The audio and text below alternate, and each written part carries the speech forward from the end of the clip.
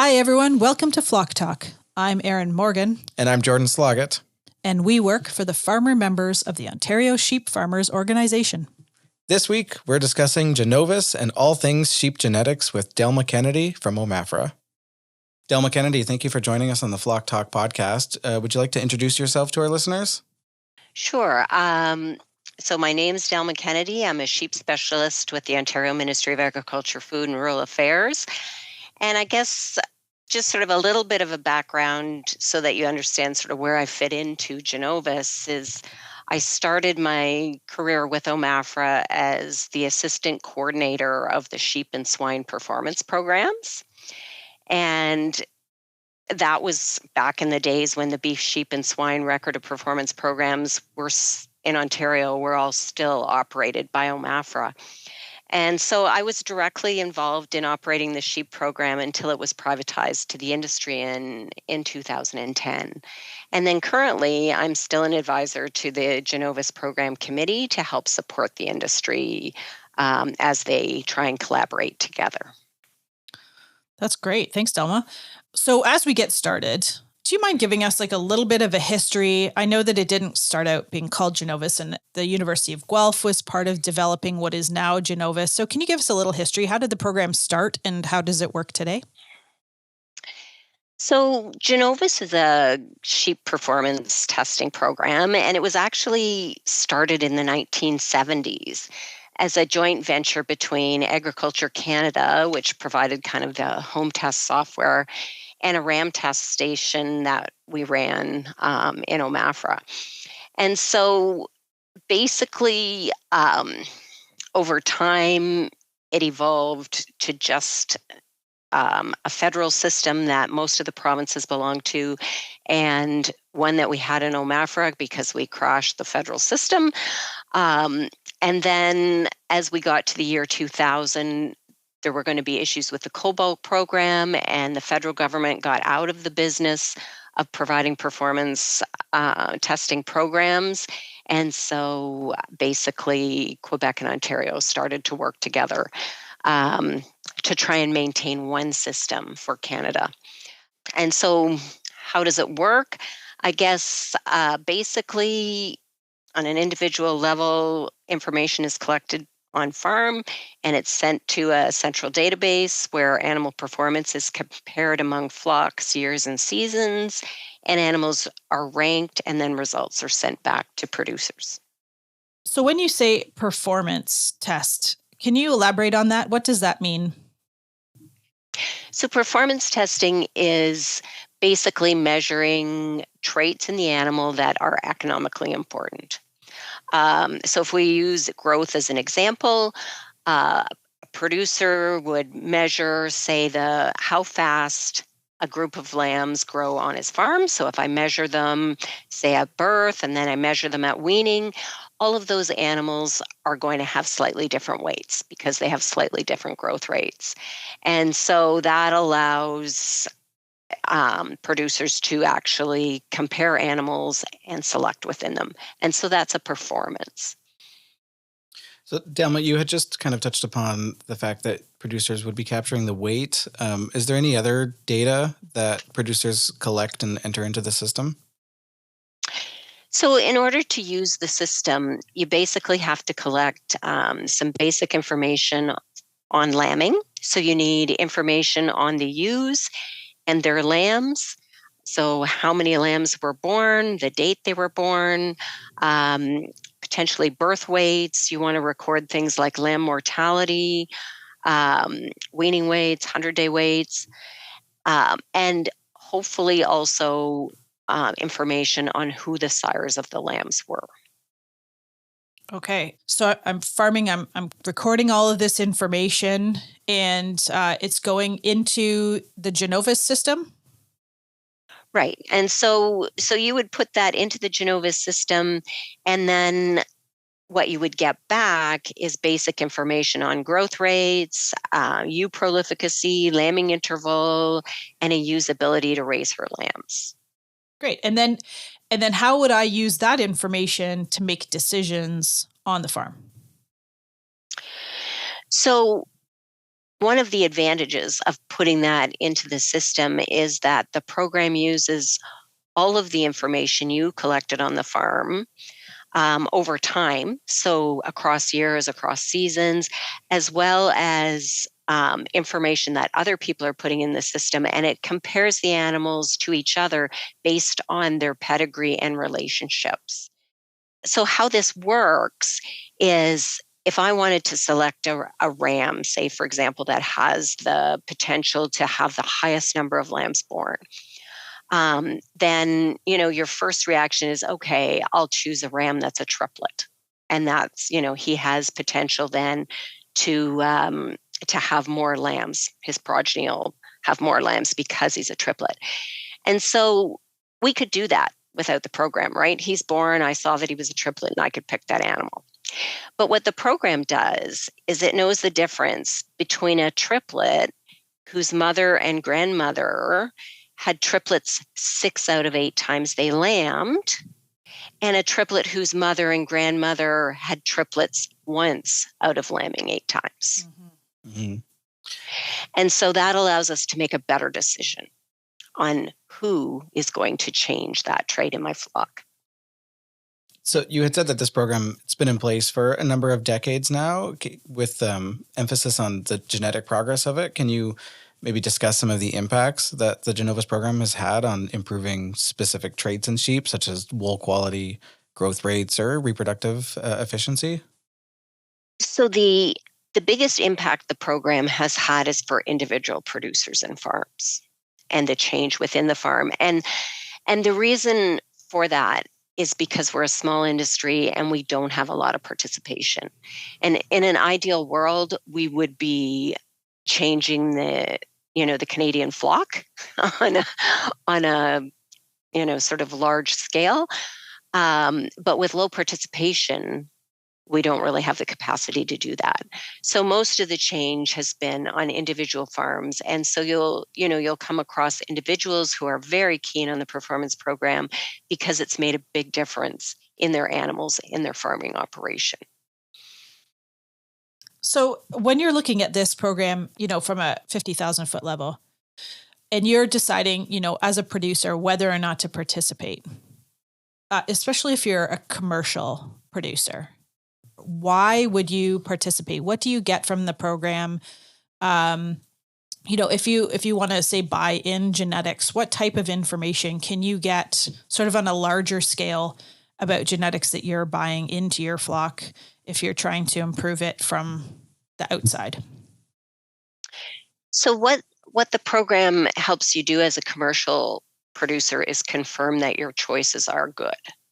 So if I'm going to buy a ram, I'm, assuming if I'm on the performance program as a commercial producer, I'm going to be looking for a ram that's already performance tested. And if I have information from my flock in the system, then the choice that I make in a ram is going to be better because my information is already being compared to the flock that he's coming from. So if I'm not on the program and I go out to buy a ram, there'll be some performance numbers, but I don't know what those mean compared to my flock because I don't have performance numbers or a level for my own flock. And I'm just hoping he's going to improve the traits on my farm.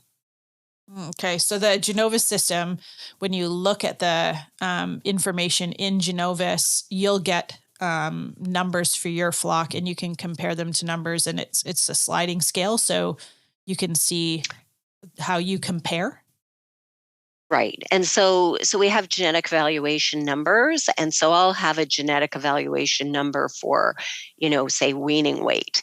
And so when I look at a ram that's on the program, he will have a genetic evaluation for weaning weight. And I can see directly whether that number's better than the average I have in my flock now. Mm-hmm. Excellent. So Delma, it's kind of speaking back to that 50,000 feet viewpoint of the program. Can you just kind of give us a quick breakdown of all the various organizations and players that are involved in this program? I understand it's a collaborative effort between OMAFRA and the University of Guelph and Genovis, but walk us through your understanding and how you see the program? So the performance program, like I said earlier, started in the 70s, but it was renamed Genovis in the early 2000s. Um, And so at that point in time was when Ontario and Quebec agreed to work together to maintain one sheep industry database and performance system in Canada. And that was our objective. Being a small industry, it was important to keep all the information in one place. And so the current partners are the Centre d'Expertise en Production Ovine du Québec, CPOC, Ontario Sheep Farmers, Canadian Sheep Breeders Association, and the University of Guelph. And these groups all collaborate and pay to ensure that genetic evaluation numbers are available to all sheep producers in Canada. And so over time, these partners have continued to share resources and make joint decisions. And so one sort of recent development is that there's an integrated services project that was applied for to try and bring goats into this mix as well and share genetic evaluation resources between the sheep and goat industries. And all of this really is a result of being a small industry, and that genetic evaluation is an expensive business. It's not a cheap thing to operate. And with low participation and a small industry, basically people have to coordinate, collaborate everywhere they can. Will you do something for free for me to make this all work? Mm-hmm. And so that's sort of where we sit right now. And those groups have been very committed to ensuring that we continue to have a system available for producers. That's great. And then there's also further collaboration, right, between sheep breeders, researchers, and industry stakeholders to enhance the sheep breeding program. Can you talk to that a little bit? How do we draw in? There's a lot of researchers at the University of Guelph and probably at Quebec that are utilizing the data and working on projects. Yeah, and again, it's part of this whole small industry can hardly afford having a genetic evaluation system problem. And so that, even the dollars that the partners put in to try and make this system work, they're all matched with research dollars to try and improve the system and make everything function. And so the only way we've been able to sort of keep this going is by integrating, the sheep breeders, the researchers, and the industry stakeholders into this development process and the delivery process. And so we've had over time individual participants who are very committed and want to see the change and willing to put their resources into making it happen. And I guess an example that we have here in Ontario is the work we've been doing trying to get an evaluation to select for parasite resistance. And so we started with a breeder who was interested in doing this in 2012. And basically, since 2012, we've been working on collecting enough phenotypic information to be able to do genetic evaluations, because you can't, in order to do genetic evaluations and make a difference, it takes thousands of records, not 10 records or 100 records. And so with only one producer willing to, put the investment into all of those fecal egg count records, etc., it's taken quite a bit of time to get enough information to do that. And then on top of that, as an example, what we did is we collected blood from all of the animals that were sampled over that time period and saved it so that we could eventually do a genomics project. And so a genomics project was funded a couple of years ago.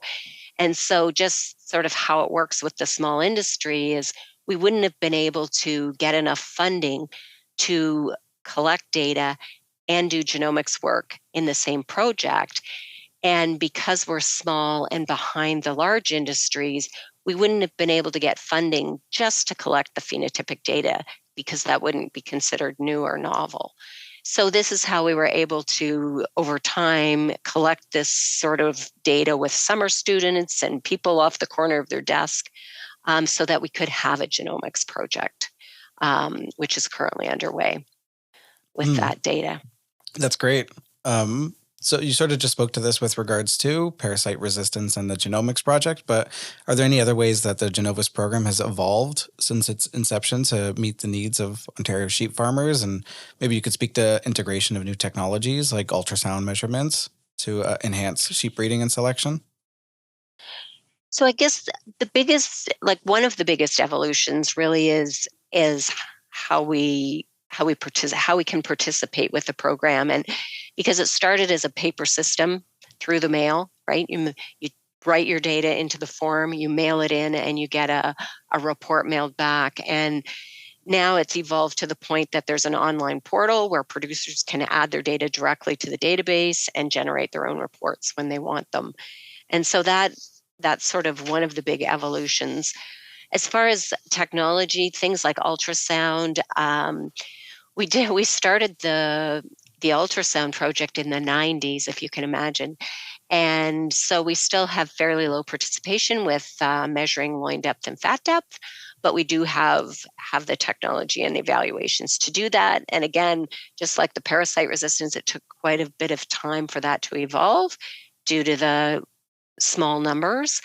But we do have it available now. And I mean, if we look at sort of evolution of technology in the 80s and 90s, when we compared ourselves to the world and what was available, what we had available was sort of leading edge and the same as, larger sheep producing countries. But currently we are definitely behind since then. Like as things have evolved into genomics and more traits and those kinds of things, we have not been able to keep pace with what is happening in some of the other countries. And, low participation makes it difficult for us to attract more research dollars as a small industry as well. Because, like in our system in OMAFRA, for example, when there's a research call, part of the evaluation is how much impact could this research have on the industry that we have here. And if we don't have a lot of participation, it's harder to attract that funding and make that case that it's going to have a huge impact. Mm-hmm. Well, it sounds like it's a great incentive for any of our sheep farmer listeners who aren't involved in a program like this, or this program in particular, to reach out, find out more, and get involved and start putting their data up. Yeah, this is a great time for a plug, Delma. So how do we get more sheep farmers to use this program? Because please speak to how more data creates an even better system and moves our industry forward. So one of the things with genetics is that, every time you breed two animals together, the genetics come together differently. So if we think of ourselves, if you have siblings, you and your sibling don't have the same performance, right? Like I have a brother who's, an athletic type who, was a very fast sprinter, all of these things. I am not a fast sprinter. And so every time the genetics come together, the performance is different. And so that's why we need lots of data, because you can, with me and my brother, our abilities are very different. You can then look at families where, you hear about some football player and wow, that player also has two other siblings who became, players on national teams. And so they all got that performance. Same thing happens with animals, is that some of the genetics come together more consistently to give you that high performance than others. And so the more data you have, the easier it is to identify those that pass on those traits more consistently.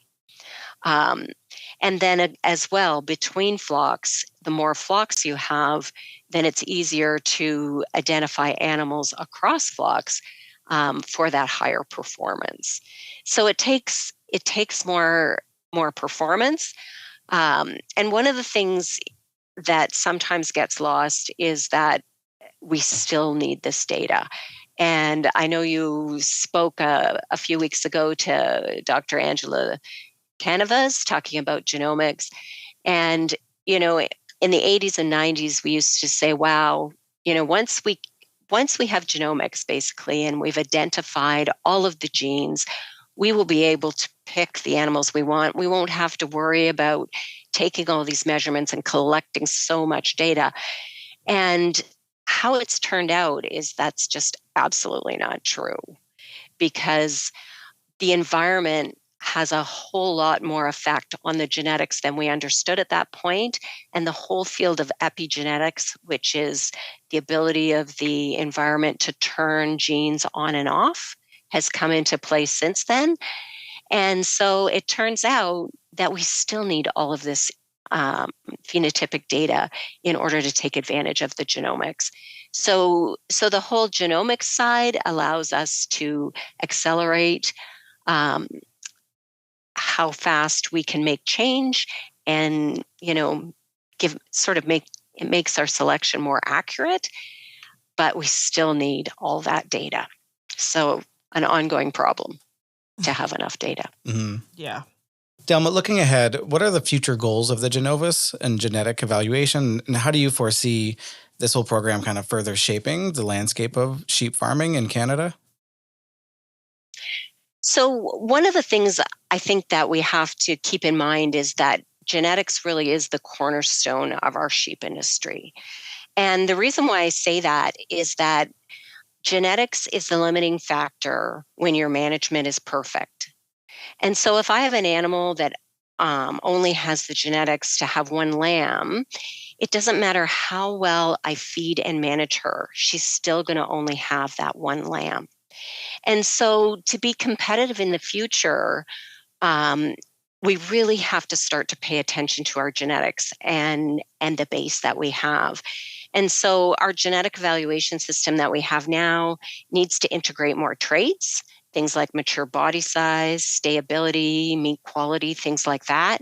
And we need enough participation to produce enough tested rams to influence the whole Canadian flock. And if we look at where we are today, our competitors are ahead in the genetic evaluation field and measuring phenotypes. And genetics is the long game.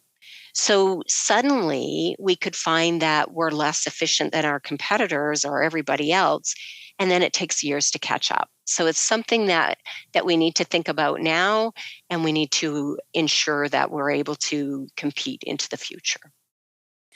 Well, this has been amazing. Thank you so much, Delma. We really appreciate you taking the time today to talk to us about genetics and the Genovis system. So thank you, and have an amazing rest of your day. Thank you so much. Thanks, Delma. And thank you for listening. We hope you enjoyed this episode. Join us next Wednesday for our interview with Shannon Walsh from HIPRA, who will talk to us about managing mastitis in your sheep flock. Aaron, what have you done for Ontario sheep farmers lately? So we are just finishing up the 2024 Master Shepherds course modules. We just finished them up in February, and we have our final on-farm module that will be completed this spring. So congratulations to all the graduates of the 2022 to 2024 Master Shepherds course. There were 15 students who completed all of the required modules. And beginning in September 2024, we will be offering a new Master Shepherds course. And students who are interested in taking the course can get in touch with the Ontario Sheep Farmers staff by emailing the office, admin@ontariosheep.org, if you would like to participate in the next courses for the Master Shepherds. There are 12 modules in the course, beginning with industry dynamics and governance.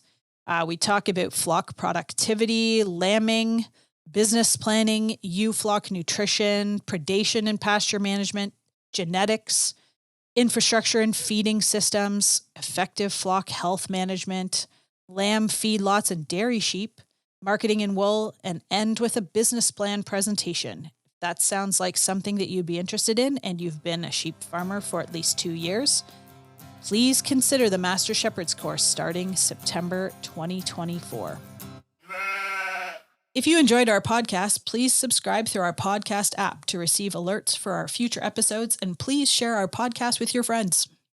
For more Ontario Sheep Farmers content, follow us on social media at Ontario Sheep Farmers on Instagram and Facebook, and at Ontario Sheep on X.